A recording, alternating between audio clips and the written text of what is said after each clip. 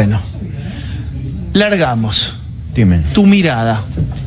No, yo quería hacer alguna observación que en un punto es independiente de qué es lo que pasó efectivamente con Maldonado, pero lo que sugiere es que hay problemas y hay responsabilidades de parte del Estado con independencia de lo que haya ocurrido. Y en parte con el relato que hacían, que es, yo creo que en este caso, digamos, al gobierno le ha interesado, en la generación del caso, aleccionar a grupos críticos de un modo que es paralelo a otros casos que ya tuvimos, como el de Mariano Ferreira. Para mí el caso de Mariano Ferreira es muy iluminador para pensar este caso. ¿Podemos refrescar en un párrafo Mariano Ferreira?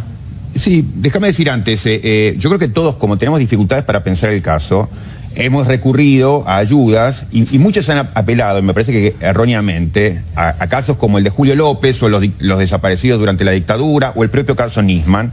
Yo creo que es más fuerte el paralelo con lo que ocurrió con el caso de Mariano Ferreira. Lo que ocurrió ahí fue, durante el gobierno de Néstor Kirchner, había conflictos permanentes con la izquierda y muy marcado el kirchnerismo por lo que había ocurrido, digamos, en el 2001, que es un poco el hijo del 2001, el kirchnerismo, y sabía lo que había ocurrido con Costecchi y Santillán, así que lo último que quería era un muerto.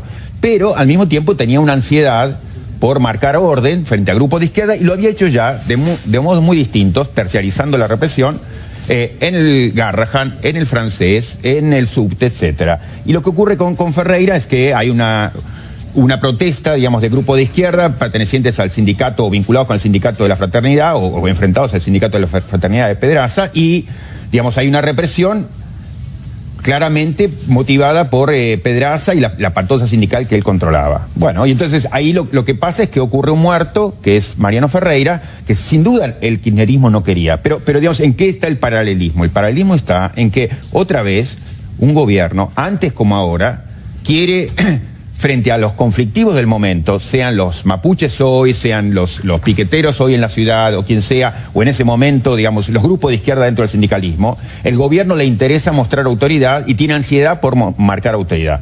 Y lo hace a través de fuerzas que son desorganizadas, que están mal preparadas, y entonces los hechos de violencia que no querría que ocurriesen, los hechos extremos, pueden ocurrir. Entonces, me parece que en ese sentido hay un paralelo con el caso de Mariano Ferreira. El gobierno hoy, buscando, digamos, afirmar su autoridad, primero en la ciudad, luego frente a los mapuches en la Patagonia, etcétera, da un impulso para reprimir, para marcar orden, para marcar autoridad, claramente, yo creo, sin la pretensión de que nadie muriese. Es lo último que puede querer, como lo último que podía querer Kirchner, digamos, que se muriera Mariano Ferreira. Pero cuando uno desata ese tipo de fuerzas, la patota sindical en un caso, la gendarmería mal preparada patagónica en este otro, ese tipo de cosas pueden pasar. Entonces, con independencia de qué es lo que haya pasado finalmente, hay un problema en el gobierno sobreactuando y tratando de mostrar autoridad, digamos, con fuerzas descontroladas y que no ha sabido preparar y que no ha sabido monitorear judicialmente. Jaime. Sí, coincido en algún punto con lo que decía Roberto. La Casa Rosada en principio minimizó el caso, era un caso lejano que no tenía nada que ver con la Casa Rosada, que no tenía nada que ver con su radio de acción. De a poco, cuando el tema fue entrando en ebullición, bueno, destinó a la ministra de Seguridad, Patricia Bullrich, a defender a la Fuerza de Seguridad, el rol de la Fuerza de Seguridad, porque, en eso coincido con Roberto, el gobierno ve ante sí varios años o un par de años de protestas grandes si quiere hacer reformas. Entonces, si quiere hacer reformas, necesita tener los mecanismos de seguridad aceitados y tiene que tener todos los organismos de seguridad cerca, no lejos. Entonces, de alguna manera, por eso Bullrich defiende de esa manera tan cerrada el rol de la gendarmería. Cuando ve que realmente, bueno, Bullrich tal vez se extralimita en esa defensa, la corre, hay otros voceros, siempre aparece el jefe de gabinete Marcos Peña para corregir tal vez alguna desviación en el discurso, el propio presidente sale, el ministro del Interior, Rogelio Frigerio, bueno, y ahí el gobierno toma real conciencia de lo que este caso puede llegar a significar. Pero tiene que ver también con esta cuestión de base de tener las fuerzas de seguridad alineadas para meses y años que se vienen de conflictividad social. Bueno, hay una frase, ayer la entrevista a Jorge Lanata en su programa, Patricia Bullrich, y en un momento le pregunta por qué no hicieron como Gómez Centurión. Recuerdan de la aduana que primero lo apartan, cuando lo ven limpio, vuelve con beso, abrazo, felicitación y caramelo. ¿Por qué no podían hacer lo mismo? Y Patricia Bullrich dice, nosotros quisimos hacer algo diferente y es cuidar, y esta es la frase para mí, quiero que me digas qué opinas, que queríamos cuidar a los que nos cuidan, ¿no? Que es, primero, darle la derecha a los gendarmes, y si se comprueba o si hay indicios claros, secundariamente apartarlos.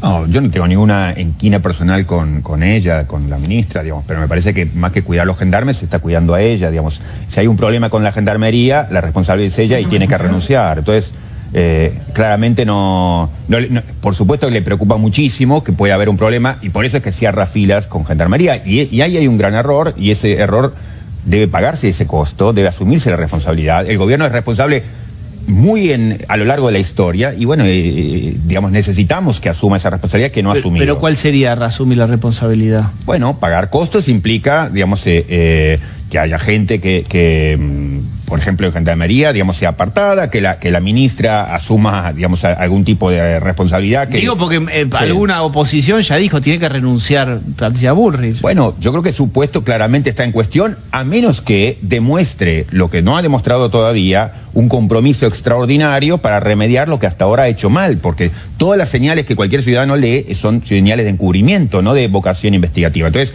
se ha empezado a investigar con independencia de ella. Y por eso yo creo que hay a muchos niveles del gobierno, digamos, responsabilidades que deben ser asumidas.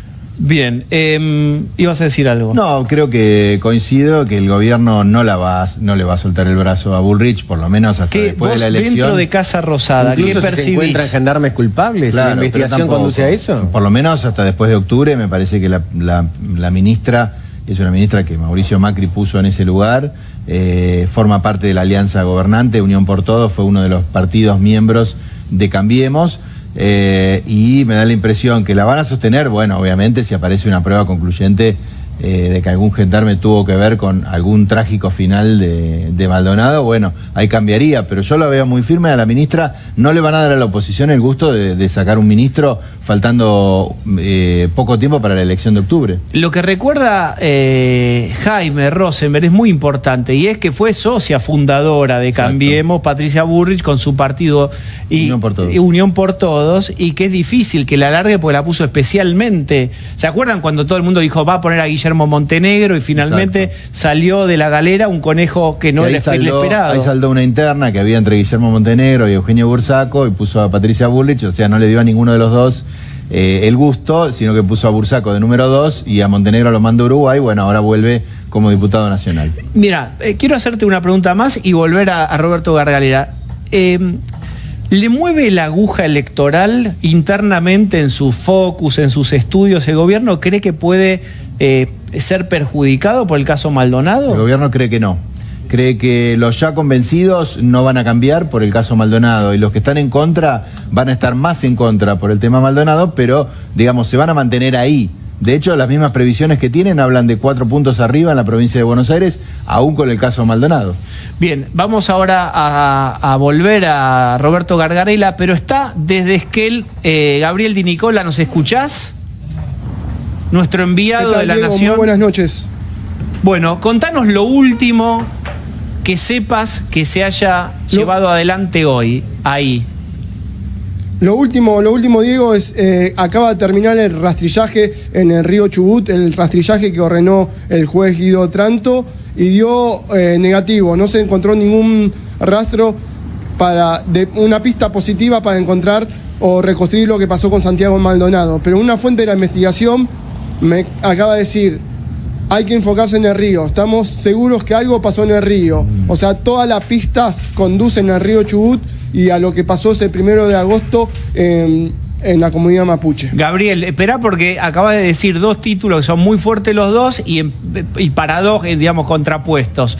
Uno es que el rastrillaje dio negativo, pero a la vez hay como certeza de que hay una escena ahí en el río que no está resuelta. ¿Y a qué se refieren exactamente? Como esta certeza de que lo que pasó ahí en el río. Y la hipótesis principal que manejan ahora los investigadores es que cuando los mapuches empezaron a correr hacia Río y lo cruzaron, Santiago no alcanzó a cruzar y ahí habría sido golpeado por 1 o 2 gendarmes y cayó desvanecido en el río. Esa es la hipótesis que están manejando ahora con más firmeza. Te repito, Diego, una calificada fuente de la investigación me acaba de decir, hay que enfocarse en el río, hay que enfocarse en el río. ¿Una calificada fuente es alguien oficial dentro de la investigación? Así es. Bien. Y cuando vos decís que se desvaneció, es que se desvaneció por los golpes. Esto es una hipótesis, quiero recordar. Es una hipótesis, se desvaneció por los golpes y lo cargó gendarmería, en teoría, o se ahogó en el río y se fue río abajo. Es terrible lo que estoy diciendo, exactamente, pero ahí está la clave también. Por eso el juez ordenó rastrillaje río abajo, porque la hipótesis de si se confirma de que sucedió algo en el río, descartaría que se lo llevó la gendarmería en una camioneta, sino que el foco tiene que estar puesto en el río Chubut y esa cuesta abajo, por eso el juez ordenó ese rastrillaje. O sea, insisto en lo no grato de decir esto, pero la hipótesis más firme hoy es que cruzando, digamos, los corrieron hacia el río, desalojan la ruta, van corriendo hacia el río, ahí se queda Maldonado, no puede cruzar, lo golpean, él se desvanece por algo y en teoría se ahoga y el río se lo lleva. Así es, por eso lo que están buscando, no sé, es algún vestigio de la ropa o de algún otro elemento, un calzado o algo que pueda ser de Santiago, determinar que sea de Santiago, para poder confirmar esta hipótesis y tener más indicios sobre esa situación que ahora están investigando tanto los detectives policiales como judiciales. A ver, Gabriel, quédate ahí. Roberto, ¿podés por el análisis o por alguna pregunta que quieras hacer? Algunas de las cosas que usted decía me parece que son interesantes en cuanto a que muestran ya sea el énfasis del gobierno en las encuestas o en las cuestiones de análisis de política coyuntural. Lo que muestran también es el desdén hacia lo que es central, que se trata de un tema de derechos humanos. Y el gobierno sistemáticamente yo creo que ha mostrado un desdén o un descompromiso, una falta de compromiso con cuestiones que para todo el mundo son demasiado importantes. Entonces, eso se nota y eso es grave y el gobierno debería saber tomar nota y quienes lo quieran ayudar deberían ayudarle a pensar sobre la cuestión, porque para la mayoría de los argentinos, digamos, las cuestiones de derechos humanos no son cuestiones que tienen que ver con meros números, encuesta de mercado, digamos, encuesta de opinión. Entonces, se está jugando con la vida de una persona. La desaparición representa para la historia argentina algo demasiado doloroso. Es una figura muy dolorosa. Es tocar una fibra demasiado sensible. Y entonces el gobierno debería asumir un rol distinto del que asume, porque tiene esa relación de frialdad con la cuestión de los derechos humanos que públicamente se advierte y es inaceptable, ¿no? ¿Vos toman nota de esto puertas adentro de Casa Rosada, Sí, Jaime? yo creo que toman nota de esto, pero es cierto que el propio Mauricio Macri y algunos de los dirigentes, no hablemos de todos, pero la mayoría, tiene una relación distante con lo que pasó en los años 70 y con la lucha por la vuelta de la democracia y por los derechos humanos. Me parece que es una distancia que, aunque se quiera sobreactuar, es imposible de saldar. Una cosa es Eve de Bonafini, Sueños Compartidos, los Joclender, todo ese pack. No, pero yo creo que en parte el problema es ese. Por un lado hay esa distancia casi natural o de clase. Por otro lado es el enojo con el kirchnerismo que se abrazó de un modo, digamos, también de sobreactuación con los derechos humanos y entonces quedó derechos humanos vinculado con el kirchnerismo. Pero debería aprender que, digamos, la cuestión de los derechos humanos trasciende a la coyuntura política y nos importa demasiado a todos, ¿no? Bien.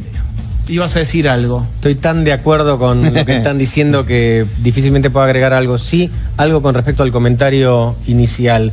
Si las fuerzas de seguridad están desorganizadas y el gobierno supuestamente, yo particularmente no acuerdo con lo que dijiste, pero si sigo tu hipótesis y el gobierno sobreactuó esa búsqueda de marcar la cancha, ¿qué hacemos cuando alguien toma una ruta? No, pero es un tema aparte, digamos, se puede siempre resolver civilizadamente. Entonces no se trata de sobreactuar ni de... Pero hay una fuerza que estoy de acuerdo, pero hay una fuerza que tiene que actuar. Mira, Lo mismo que decían con las escuelas. Hay espacios de diálogo que deben ser explotados y deben ser transitados creíblemente, digamos. Y entonces, no mostrando los dientes, que forma parte de una actuación, digamos, hollywoodense, no seria. Gabriel Di Nicola, ¿estás ahí? ¿Estás? Sí. Estoy, ¿me escuchás? Bueno, yo quiero recordar, para el que recién se suma al programa, es que Gabriel Di Nicola acaba de decir dos cosas muy importantes, determinantes. Una es que el rastrillaje del río hoy dio negativo, pero la otra y la más importante es que va a seguir, porque la hipótesis más fuerte sigue siendo que la gendarmería los corre de la ruta, van hacia el río, todos logran cruzar, Maldonado no, se queda, ahí es golpeado. Siempre estoy repitiendo la hipótesis que a vos una muy buena fuente de la investigación te dijo, Gabriel. Ahí se desvanece, se habría ahogado Maldonado y lo buscan, en teoría, río abajo. Esta es lo que vos contás, ¿verdad?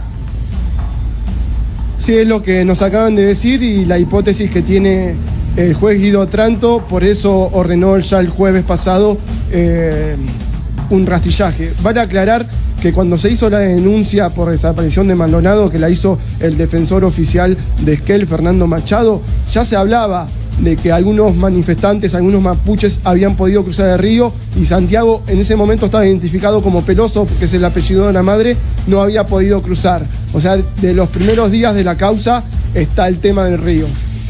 Gabriel, gracias por tu informe y lo único que podría decirte para descomprimir un poco es, ¿por qué no te cerrás el saquito un poco? Que hace frío, querido. Sí, debería porque empezó a soplar bastante el viento. Bien, gracias, buen trabajo. Bueno, y quiero volver circularmente a la cuestión de derechos humanos. Digamos, ¿cómo se hace cuando tu GPS, que por ahí son los focus o las encuestas, dan que no tiene impacto, pero por otro lado vos decís algo que es real? Y es que la figura del desaparecido es como muy transversal y no debería ser tomado por Eve de Bonafini o Jack Lender, es mucho más. Un representante, digamos, lo que uno espera de un representante es eso, que sepa tener sensibilidad para cosas que le importan, aun cuando a él o a ella personalmente no le importen, ¿no? Eso es lo que uno espera y, digamos, yo creo que merece que lo exijamos nosotros. Y cuando se dice Macri es la dictadura o mandó a reprimir, ¿te parece que...? No, me parece que es una tontería, digamos, pero otra cosa es, o sea, ni pensar en la dictadura ni aceptar el distanciamiento que muestra el gobierno sistemáticamente en cuestiones que tienen que ver con derechos humanos y que nos importan a todos. Y bueno, entonces te llevo como muy de terapia a una acción concreta que baje esa idea. Tenemos 10 segundos. ¿Qué podría hacer? ¿Macri hablar? ¿Qué debería hacer? Hablar en público, acercarse a la familia, mostrar disposición, ser el primero, digamos, acercándose al mismo lugar, digamos, mostrando estoy acá, me importa muchísimo, es una cuestión nacional, a todo el mundo le importa, a mí también. Digamos, ¿no? Bien, Roberto, muchas gracias por estar acá. Realmente un honor que hayas estado. Gracias, Jaime. Por favor, al contrario. Ya está Carlos Pañi.